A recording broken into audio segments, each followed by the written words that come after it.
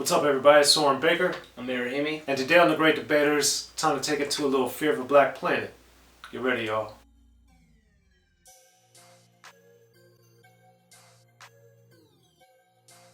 Alright, Amir, today on The Great Debaters, we are talking about Public Enemy's Fear of a Black Planet, their third album, and a phenomenal piece of work. It came out in 1990, and it just showed that Public Enemy was at the top of its game, coming off one of, if not the best albums in rap history with 1988's It Takes a Nation of Millions to Hold Us Back, and to come back with this, my goodness gracious. So this album, I think, is one of rap's, even though it went platinum and is hugely popular, I also think of the classic albums of this era, it definitely does not get much discussion or enough discussion as commensurate to its quality. So that's why we're talking about it today on The Great Debaters. So Amir, for you, what are your initial thoughts, memories of first hearing this project?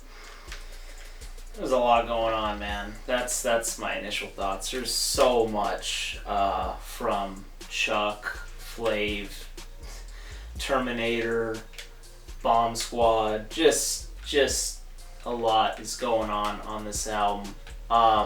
And it's very noisy, it's very sample heavy, and it all really works. Like, as always, all the ingredients that they throw in this pot make for a very fine dining experience, to be quite frank. It's a long album too. I mean, a lot of tracks are on this one, so really to choose three, it's a task. There's most of these videos typically we're always complaining, like, how we need to choose more songs, right? But really, there's just so much on this album. There's so many different sounds that you have to like at least a handful, even if you're not a hip-hop fan, you know what I mean?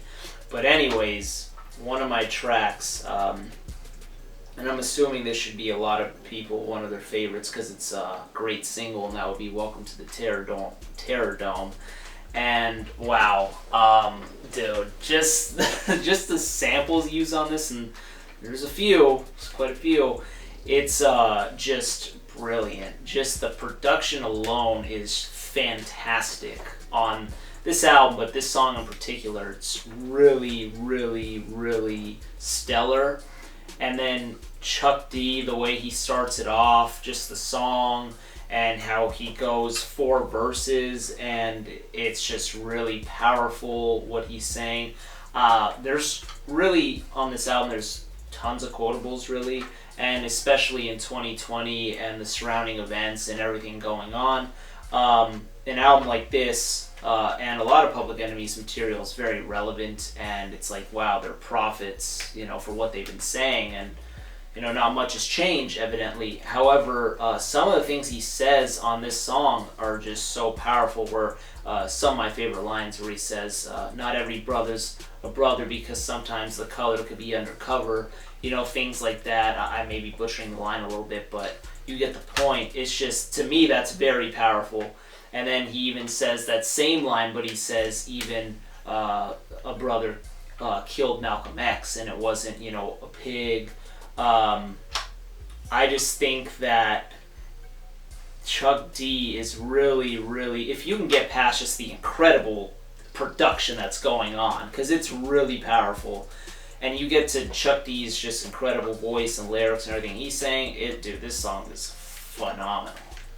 I agree. It's also one of my picks, and this was one of those singles that came out way in advance of the album. So it really whet my appetite, because sonically, as phenomenal as it is, it's very different from It Takes a Nation of Millions to Hold Us Back. And then hearing it and just listening to this beat, it's very hypnotizing. And then it just set the stage perfectly for what Fear of a Black Planet encapsulated, which was that political look at America, at society, at black community, and the impact of what was going on in the streets culturally, societal, and structurally, of course, in our system of American living that we have. And as Amir said, Chuck D just did it brilliantly, as he usually does. And I just thought that the beats and the scratching and the changing and the voices just made it such a powerful adrenaline rush, and it was just astonishing. And with the 4 verses, I remember, this is in 1990, we were getting toward having shorter songs because things were getting more on the radio and people were starting to drift into trying to have quote unquote more typical song structure than we had in the mid to early 80s, where songs would be 5-6 minutes like nothing. This song was one of those ones where the 4th verse came and I was like, whoa, there's even more. So I was very excited about that. And it's one of the best Public Enemy songs in my opinion. It's just astonishing. And the scratching, anytime we can scratch and it sounds good and it works well with the song, it just means a lot to me. So, incredible. So what about number 2, Amir? Man, dude, the scratching, I'm a little upset I didn't mention that part. Because it's amazing. But, pick number 2, I'll probably go with Anti-Nigger Machine. It's definitely my shortest pick in terms of length. Right. And on this album, there's a lot of tracks that are short, and then there's some that are longer, because there's a lot of skits and other tracks just going on. But anyways, Anti-Nigger Machine, I really, really enjoy just the beat and instrumental in the first minute to minute and a half of the song. For some reason, I just really like it. And I'm not super crazy about just listening to instrumentals. I get bored after a while. I want some lyrics over it. But anyways, the instrumental here to start it off is amazing. How they bring in Chuck and Flav, amazing. Super dope.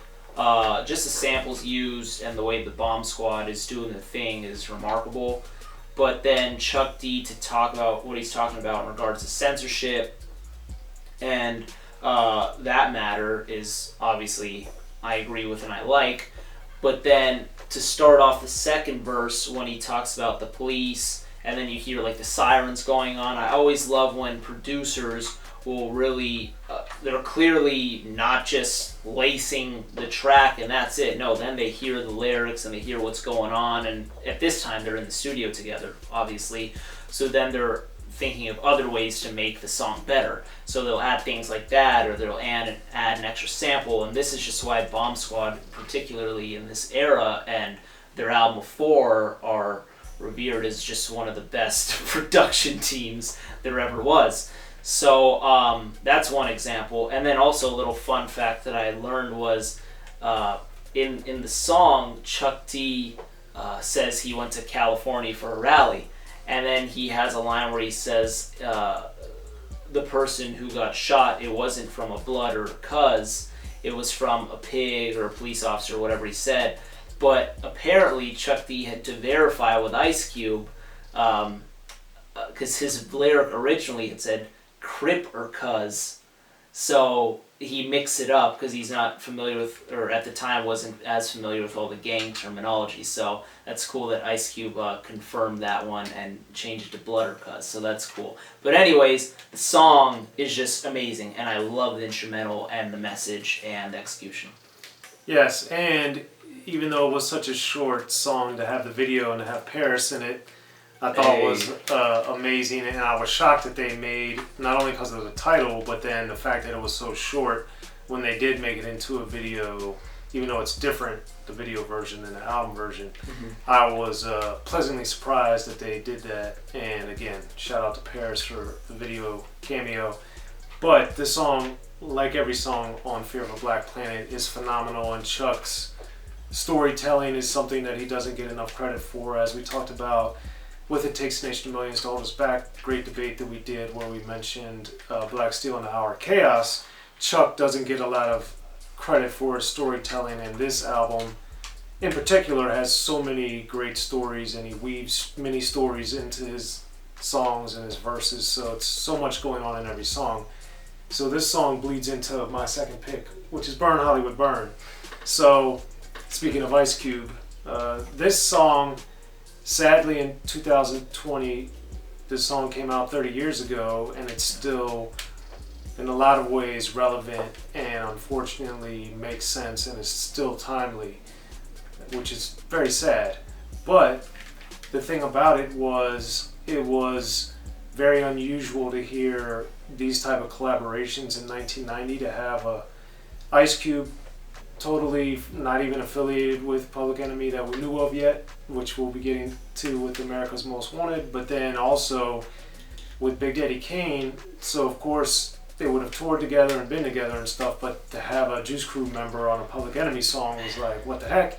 And then Big Daddy Kane, in my opinion, has the best verse on the song, which made it even better because I hold all three of these guys as super elite rappers, and then for Big Daddy Kane to just, in my opinion, annihilate like a political conscious social commentary song, however you want to look at it, when he excels in basically every single lane of rap, and then to shine the brightest on Burn Hollywood Burn. It's just amazing to me, and how they were able to crystallize, as Public Enemy does and as Ice Cube did both with NWA and as a solo artist, and then Kane in his own work really crystallized this frustration of the poor, horrible, abominable treatment that blacks had experienced and still do in America, and to make it into a powerful, focused song like this, it's astounding, and it resonates today, unfortunately. That's true, and speaking of which, that is also my last pick. So Burn Hollywood Burn, which we also had a video talking about who had the best verse, which Soren says Big Daddy Kane. I also think Big Daddy Kane had the best verse. It's so incredible.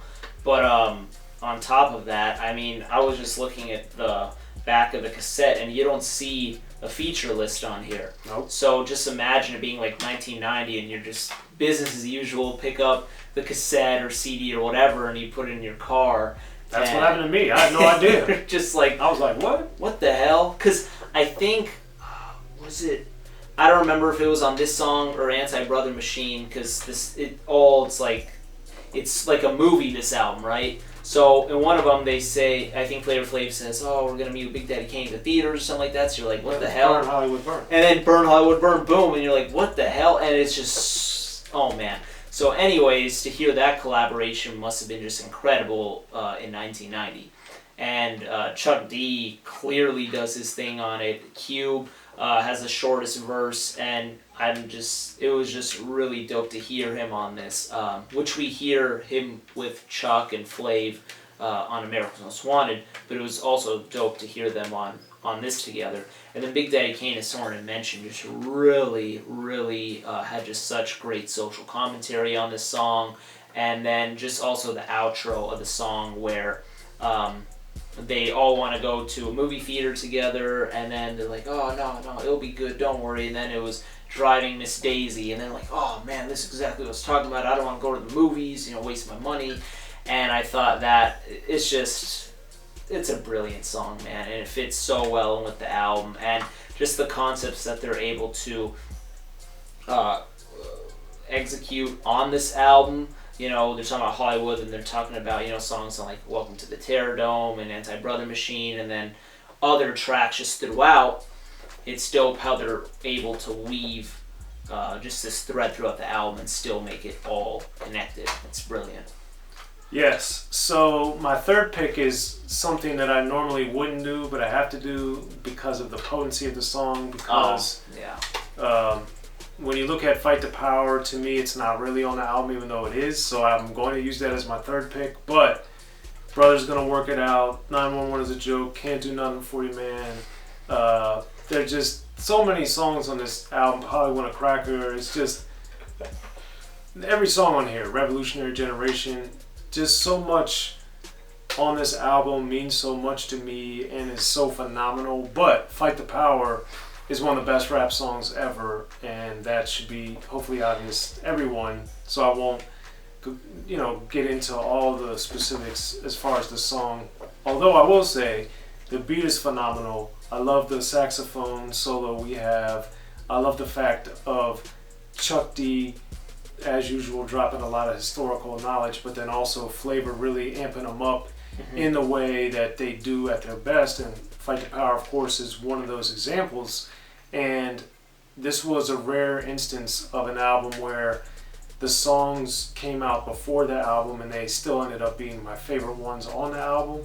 But Brother's Gonna Work It Out being the first real song per se is an astonishingly brilliant and powerful way to start the album. And then Flavor Flav really shines on his 2 solo songs, but Fight the Power, it's just such a masterpiece. So that's going to be my third pick. So that's one where I would have swapped with Anti-Nigger Machine, but I was like, because of the Do the Right Thing soundtrack, I was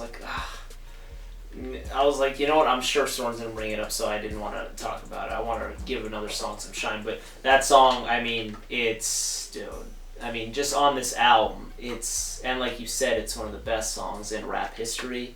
And a lot of people quote, most of my heroes don't appear on no stamp, and along with other gems on the song, but it's so incredible, man. It's one of those. And it's the last song, which is even more amazing. Yeah, that is true. Yeah. So, those are Amir's 3 picks and my 3 picks. What are your guys' 3 picks for the best 3 songs on Public Enemy's Fear of a Black Planet? Make sure to subscribe, like, and share to both Unique Access Entertainment and Rappin and Snackin, and of course hit us up in the comments and somebody will hit you back.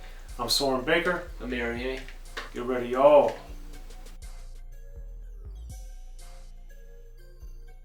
Be sure to check out the History of Gangster Rap by Soren Baker. He's official. History of Gangster Rap features exclusive interviews with Ice-T, Snoop Dogg, MC Ren, the DOC, and dozens of others. The History of Gangster Rap, a definitive look at how Los Angeles changed rap forever. In Los Angeles, the streets definitely set the tone of the hip-hop music. At 19, I got a $50,000 car. My whole angle always was, I'll be street, but I will always tell you the horrors that go along with this life. There will be penalties and casualties for just wearing the wrong color in somebody's neighborhood. And once gangster rap made it from the streets to the TV, the genre exploded.